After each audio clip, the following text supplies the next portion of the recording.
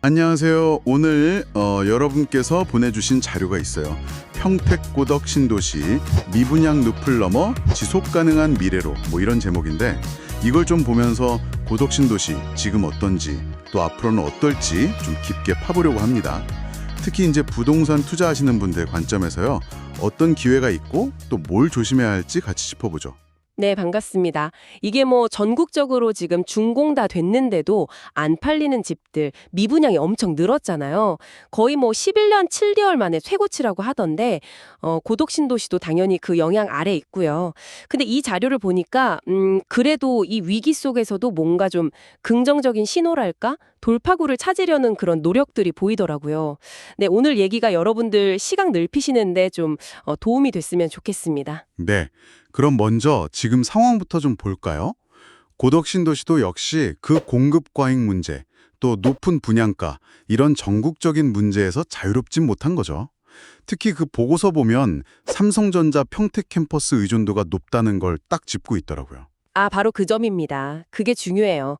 반도체 경기가 좀 안 좋거나 삼성이 투자를 좀 늦추거나 하면 그게 바로 그냥 지역 상권 침체로 이어지는 거예요. 구조적인 한계가 좀 보이죠.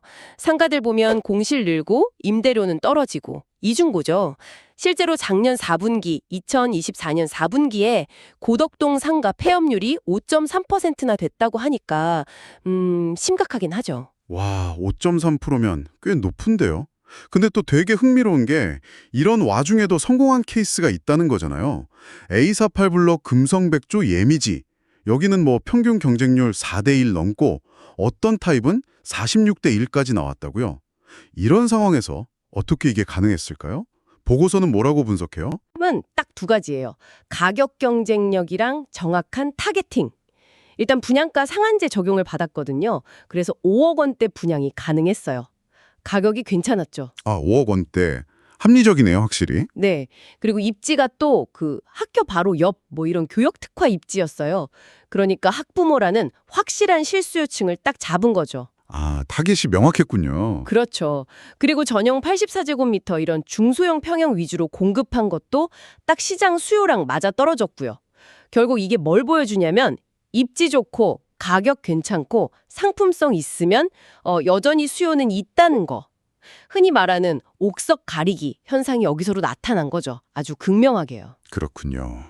예미지 사례가 뭐 희망적이긴 한데 근데 전반적으로 미분양이 심해지는 근본 원인은 역시 그 말씀하신 대로 높은 분양가 그리고 공급 과잉 이걸로 봐야겠죠.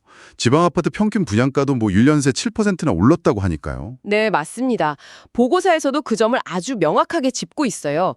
특히 경북이나 전남 이쪽 일부 지역은 고분양가 때문에 미분양 문제가 정말 심각한 수준이고요. 근데 고덕은 여기에다가 또 그 삼성전자 투자 속도가 좀 늦춰지면서 인력 유입이 줄어든 거. 이게 또 상가 공실 문제를 더 심화시키는 약간 악순환 같은 게 생긴 거죠. 아, 악순환 구조군요. 네. 심지어 어떤 한가는 뭐 임대료가 서울 강남보다 비싸다는 얘기까지 나올 정도니까요. 자영업 하시는 분들 부담이 정말 상상 이상일 겁니다. 와, 진짜 복합적이네요, 상황이. 그럼 해결책은 없을까요? 보고서에서 제시하는 건 뭔가요? 단기적인 것부터 좀 볼까요? 단기 대책은 일단 급한 불 끄는 데 좀 집중하는 모습이에요. 예를 들면 분양가를 좀 할인해 준다거나 아니면 안 팔린 집들을 공공임대로 전환하는 거 이런 방안들이죠.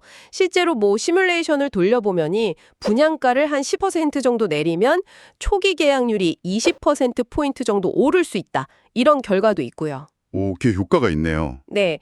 그리고 임대로 돌리면 건설사들 금융 부담, 이자 부담 같은 거요. 그걸 최대 30%까지 줄일 수 있다는 분석도 제시하고요.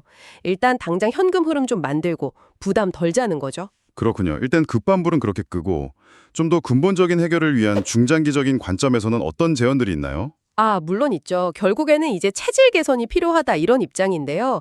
예를 들어서 양도세 면제라던가 취득세 감면 같은 좀 파격적인 세제 혜택이 필요하다. 이걸로 투자 수요나 실거주 수요를 좀 끌어와야 한다고 강조하고요. 세제 혜택 중요하죠. 네, 그리고 동시에 그 교통망 확충이 아주 중요합니다.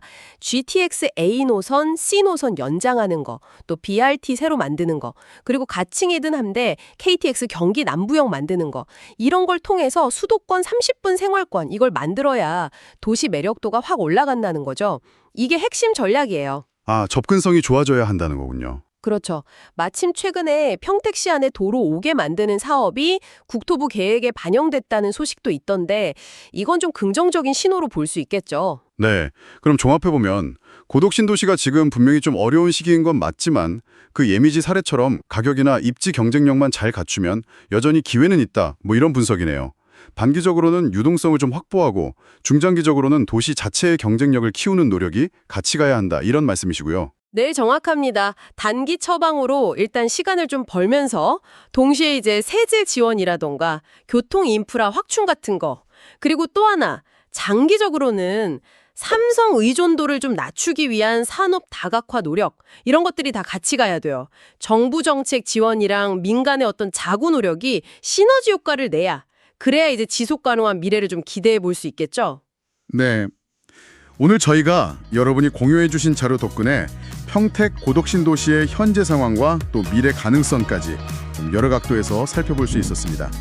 자, 여기서 마지막으로 여러분께 질문 하나 던지면서 마무리할까 합니다.